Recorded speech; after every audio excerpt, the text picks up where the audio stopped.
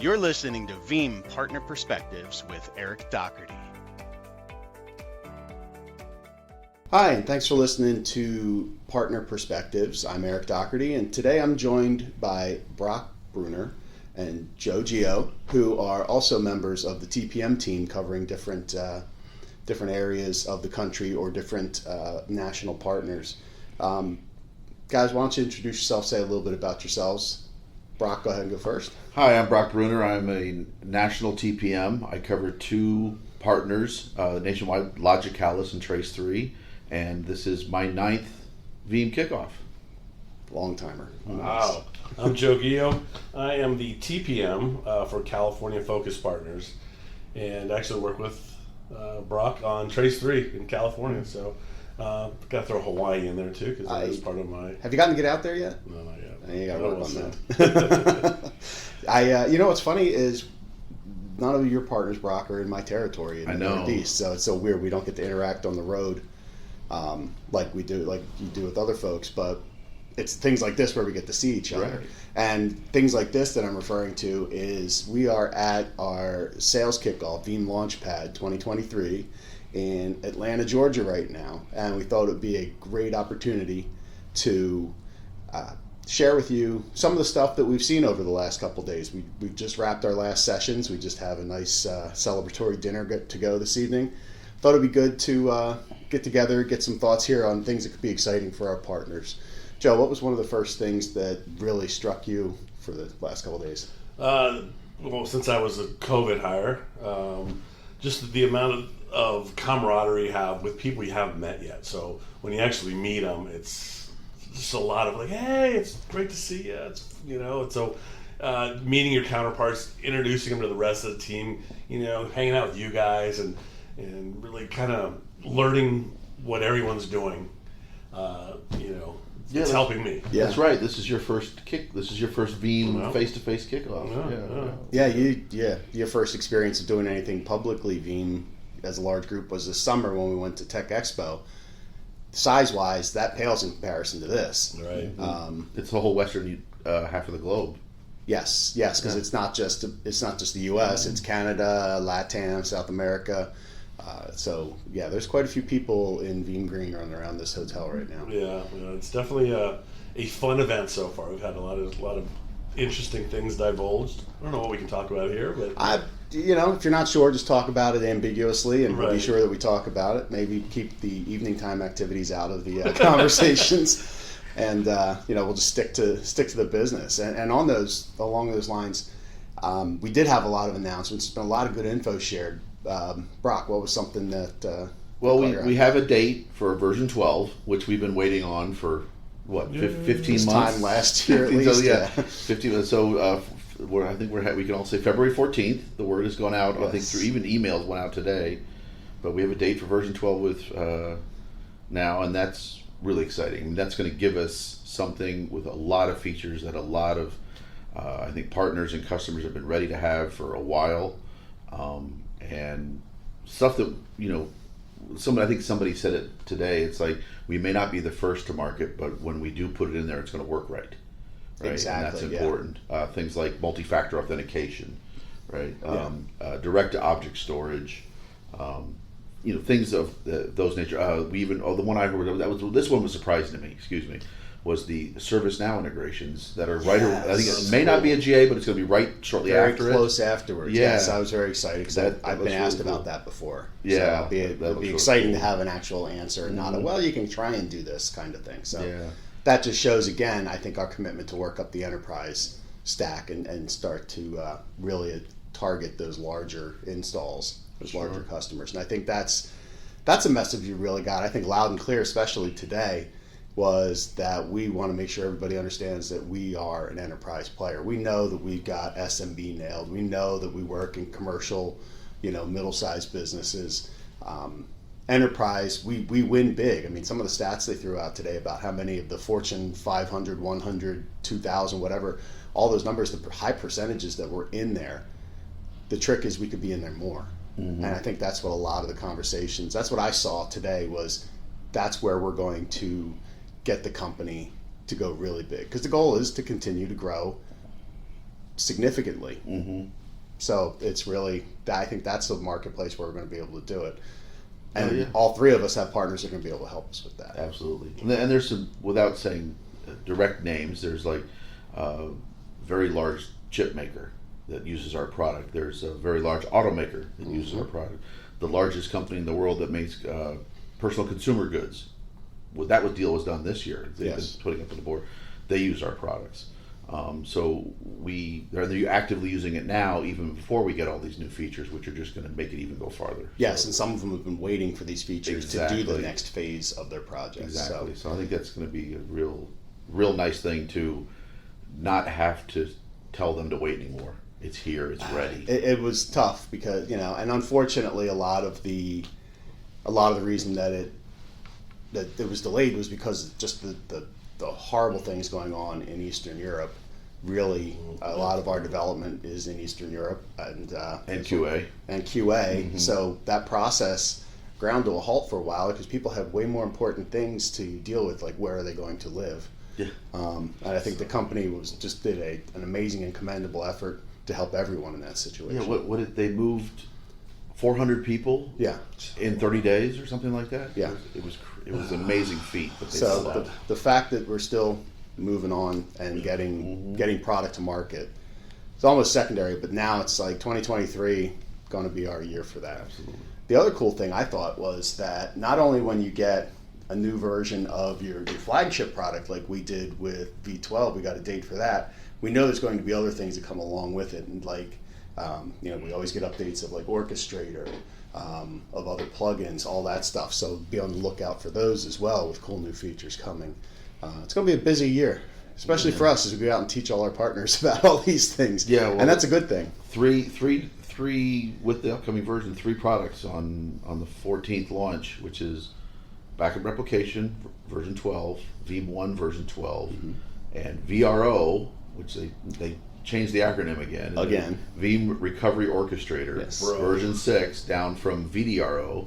But that's what's gonna take our stuff to the next level, I think. Yeah, and along those lines, when you talk about those things together, we have a new way that we're bundling things. So in the past, as everybody probably knows, you could buy basically 2 flavors of our flagship platform. It was either Veeam Backup and Replication by itself, or the Veeam Availability Suite, which tacked in Veeam 1 as well. But now we've realigned how we bundle things. I think it was time to do it, and I think it's great because I think it just makes the emphasis on recovery that much more obvious and important.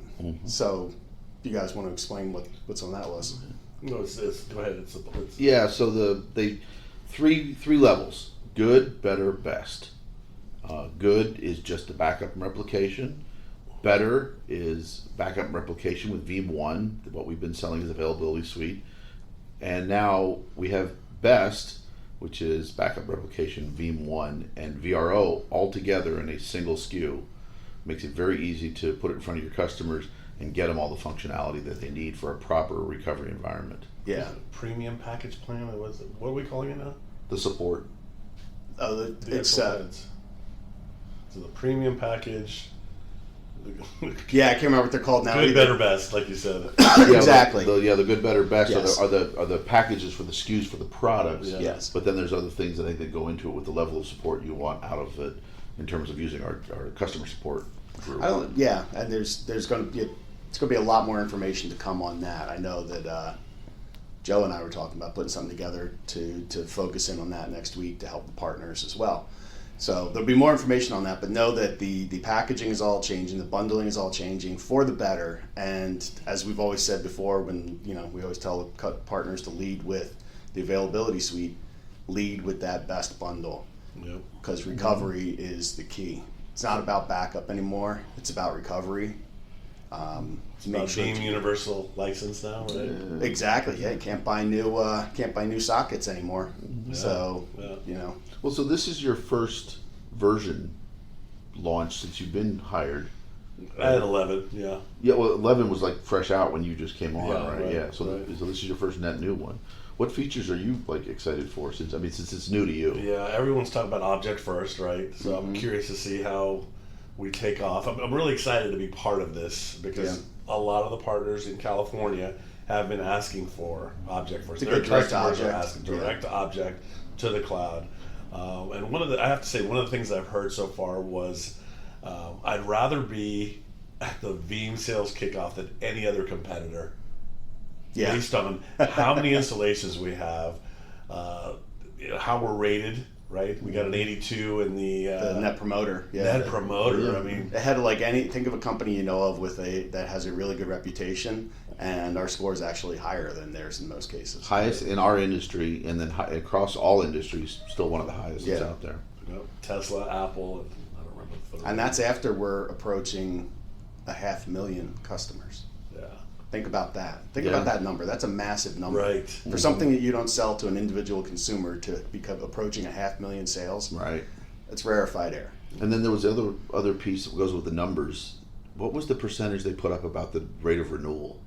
90. Oh, it was mid 90s. 94 or something like that. 94% of our customers renew with us every year. Yeah, that's an incredible retention rate. Yeah, retention rate was fantastic. Yeah. Veeam, it just works. It just works. Except it needs to be put together and assembled right, so that's where we need our partners the most. Yeah, absolutely. Yes. Yeah, especially when you get into looking at VRO. So any partners who are listening to this, I would say start to look at what VRO is, understand what it is, reach out to your partner representatives and say, I want to understand more about this and I want to know how we can deliver this right, because it does take some planning and some time to do it correctly. More so than what you might think of other Veeam products where, like you said, it just works. Some of our stuff is almost practically turnkey off the shelf. Yep. VRO needs a little attention, right? Yep, but it's worth it, and there's great services dollars to be had in that, because you don't just say, I'm going to install disaster recovery today. There's a process, and you better follow it, and that's where a good consulting service can make some really good money. Yeah, and it's not. I don't think it's a matter of getting the software right, or like some of the sizing exercises we go through in a traditional backend replication. It's more of the business process planning. Like you have to get people involved who are responsible for disaster recovery of a company. Yes. Like, unfortunately, like some of those companies that were in West Florida earlier this year, though, they had to have a scenario of, okay, I'm shutting everything down or it's gone. Yeah. That kind of planning is what it takes, but it is very services rich, very dollar friendly to our resellers and who deliver those right off their bench. I agree. Joe, you were talking earlier, you were saying about just getting out, meeting people, finally seeing people face to face, people you may have only seen through an email. What's one of the interactions you've had this week that stuck out to you? Just meeting the new VP of Global Channel, Larissa Crandall. I was really excited when they announced her, right? Because there's this focus on the channel and how we're improving it. And she's a big picture lady that's listening to everybody right now. She's taking it all in her first 25, 26 days here. But really excited that Veeam brought in someone like her with her expertise to take us to the next level. And that's a really good point. And it's not that the folks that are here aren't doing a great job with channel, but that additional layer, because I thought it was interesting when she put up that slide that showed basically all the areas that she covers, and it's global alliances, it's channel partners, it's VCSPs, it's the GSIs, large level system integrators like an Accenture or somebody like that. That's a lot under one person's group, and so it goes beyond just channel as the three of us here understand channel, and the more that you can get those to interact, as we spend all our time constantly saying, hey, let's go with your favorite storage vendor, let's get with your favorite compute vendor, let's put together solutions.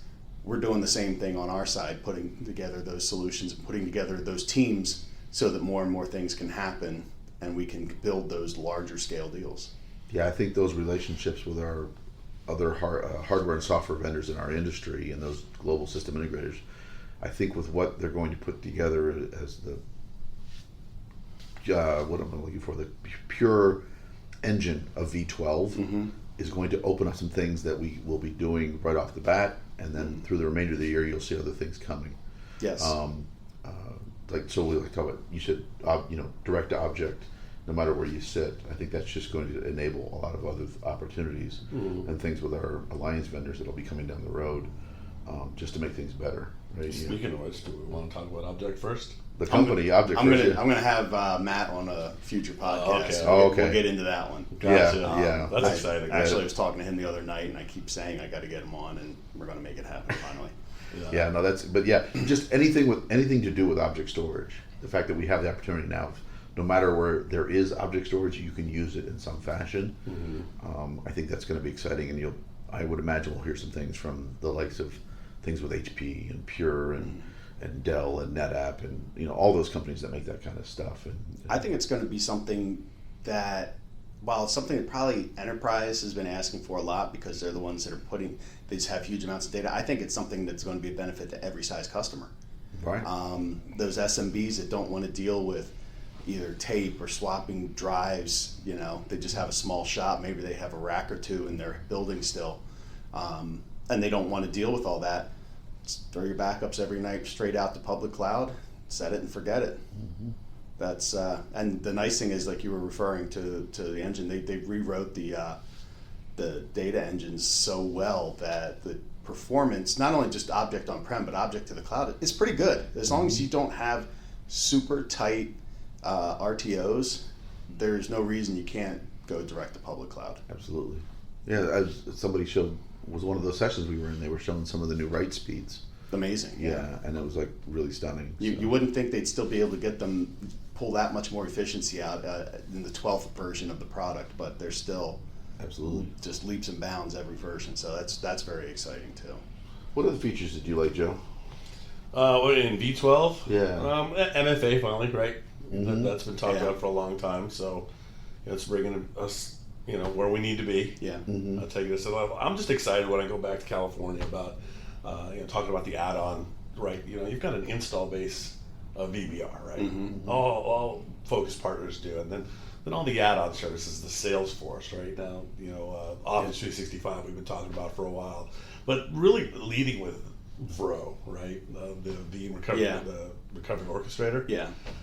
I played with that and taking those half-baked backups and creating a red button that allows me to actually fail over in a fully functional data center environment, but doing it inside of data labs or inside my environment is amazing, right? Yeah. I want to take that information, have all my partners take those, like I said, half-baked backups that their customers have, and make it a complete solution. And that's where, don't forget that we have hands-on labs out there for partners and customers to get an experience without having to build your own labs. So please utilize those. Yeah. Well, and I'll take that one step further and I'll bring two things together. Both of you said 365. You're talking about hands-on labs. We're going to have the integration of 365 and Veeam 1 with version 12. And while the version next of 365 is going to be out later this year, you're going to get integration right off the bat. So because it's a customer that's got Veeam backup for 365 version 6, and they already have availability suite, the minute they put 12 in, they now have dashboards. They now have custom reports in Veeam 1 about their backup environment of the 365 data that they've always enjoyed for their backup replication platform. It's finally come together there. You get the morning reports. You get the what do I call it? Like the open office dashboard in the morning. Yeah. How did beyond those look? 3 little reports that we've had in there since version 5 or 4. Yeah, and now you can drill into the dashboards. And you can get down to the granular level of, you can get mailbox protection reports, which are more extensive than what we've had in the just past. protected, not protected, which is all the other report basically was. Yeah. How many iterations, for example, on a user's mailbox, right? That kind of thing. I think that that's going to be critical, especially for those kind of customers that have a lot of new hires, and are they getting them in the system, and did I get them? They're in the mail system, but did I get them on the backup right? Yeah. You'll know right off the top. I think that's really kind of cool. I think that's huge. And the other thing, they're adding in more reports to go directly to data immutability and the kind of recovery side. They're directly, you're going to have reports with the word immutability right in the title. So you're going to be able to find out, what is the status of my data? Is it backed up, and is the backup protected? And you're going to be able to tell right away from a report.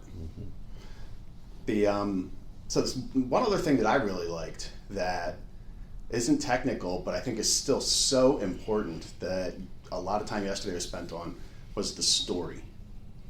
And I think, I finally feel like we're nailing it, getting a good story out there for our sellers and our partner sellers to not only tell, but have the tools. We've hired a third party to create our content decks for everything.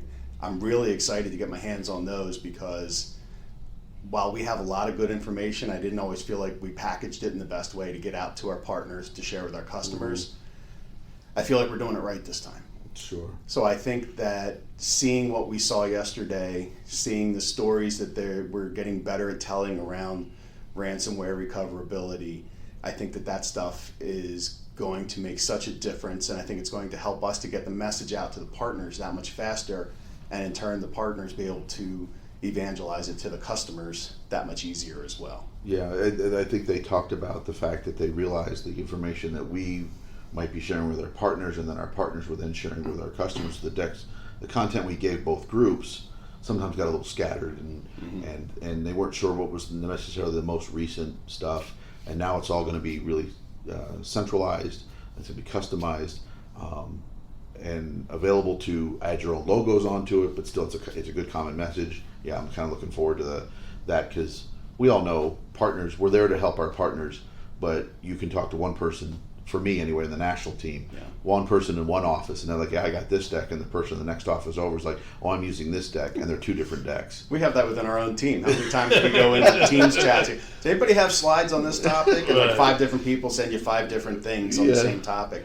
I think it'll be good, just because we'll be sure that we're giving the same message out across all the partners. Absolutely. And then with the wiggle room to put your own stamp on it, as well as an individual or as a partner.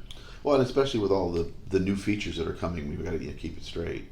Yeah. You said object, like you said, almost object anywhere, right? Yeah. Well, okay, somebody might want a deck only for AWS, or somebody might want it only for Azure, because we're going to have ding, ding, ding, immutability in Azure. Yes. And now, think that's something else, but things like that, just to be able to say, okay, do I need all of the immutability slides for all the features, or do I just need it focused maybe for this partner discussion, or this partner going to this customer for one of those vendors? Now they can really easily narrow it down. It's great. I'm chuckling because you made me think of, gone are the days now of the 300 slide deck that you have to go through and find the information. Now they're building them into modules. So like you said, I think of it like a little Swiss Army knife. You need to cut something, you pull out the knife blade. You need to open a wine bottle, you pull out the corkscrew. Sure. Not pull out every blade and see which one you can jam into the spot you're trying to do something in. Now it's the right size, it's the right tools, and it's going to be much easier for us and for partners to find that information, because I'm sure that those decks will end up on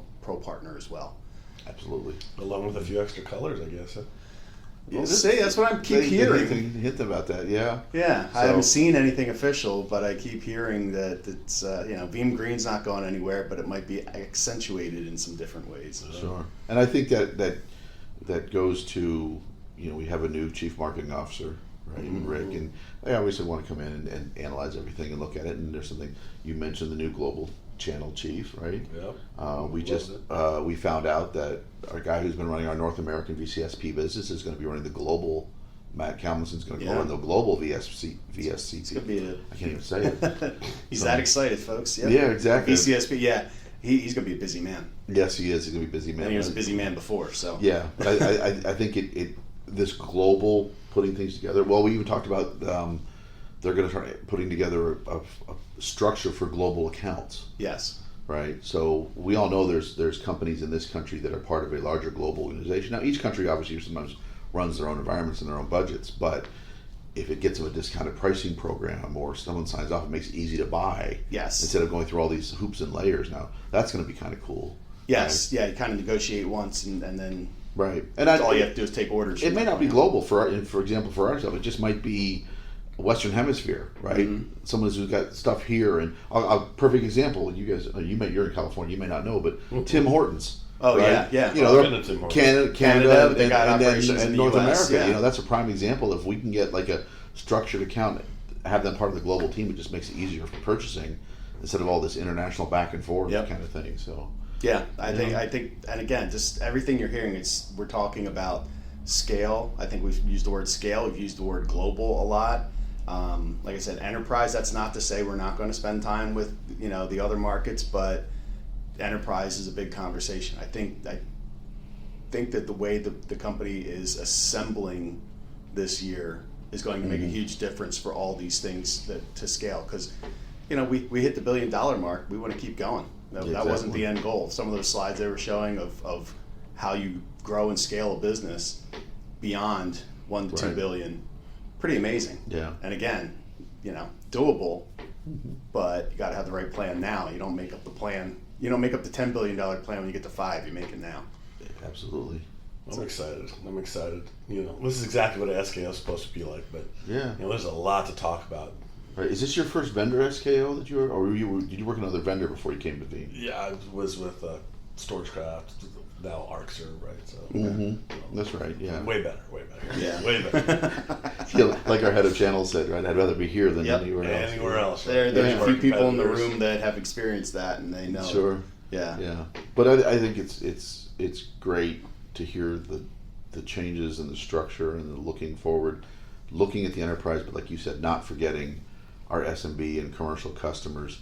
Even though we have those new packages or whatever, those packages are designed to put a feature set together, but pricing is still going to meet whatever size organization you have. Correct. Yeah, you're not going to have to forego features in order to fit the budget of the size of your company. Right. Exactly. Yeah. What fits your needs? What fits your budget?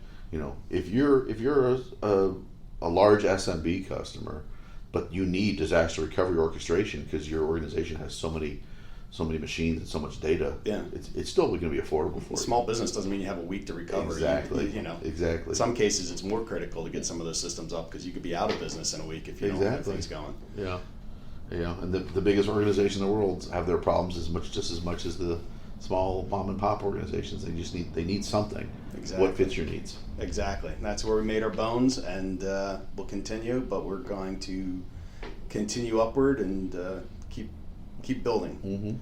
And I think the other message, the last message that I'll talk about that I heard a lot, and it wasn't just when we were in our channel breakouts, but it was on the main stage a lot. The commitment to partners. Part of that comes from the message that Larissa gave. Yep. But there is a huge commitment to the partner ecosystem this year, and not that there hasn't been in the past, but I think it's a recommitment. That the acknowledgement that we can't do it without them, which is obvious. There's no way we could scale. There's no way we don't sell direct. It would be a complete upheaval to our business to do anything else. Absolutely. There's a lot of emphasis I noticed. Yeah. Partner. Yes, that word was on the screen a lot, and I think that's a good thing for all involved. I love it. I love hearing it. Yeah. Yeah. And I'll add this as on a little separation of the note or whatever. I want to remind all the Veeam employees, we have those 24 hours of Veeam Cares times. Yep. I've actually gone out and done some of that stuff with different partner offices, whatever that particular office. Oh, cool. Like this, and every need is different, right? Now you guys are in your respective geos, but if a partner has multiple offices, office in one state might have a different nonprofit thing they're going to do than in another state. Okay. And they're like, and I find out they're doing something, and I'm like, hey, I'd love to come join you for that, and I can put it down as a work thing, or if I just want to do it on my own or whatever, I can put it down as my Veeam Cares time. I've done that. Great outreach thing. Yeah, get involved with your partners and find out.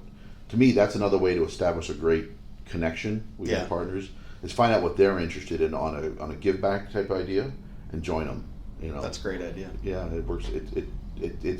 I've made some inroads with some people who are, what's the word I'm looking for? Sometimes hard or challenging. Challenging to get persnickety, if that's still challenging to get conversations going with them. But you sit next to them at a charity thing, helping out, and suddenly they're a little easier to talk to. And you might say, okay, that's not the right place to start talking business. So that's fine.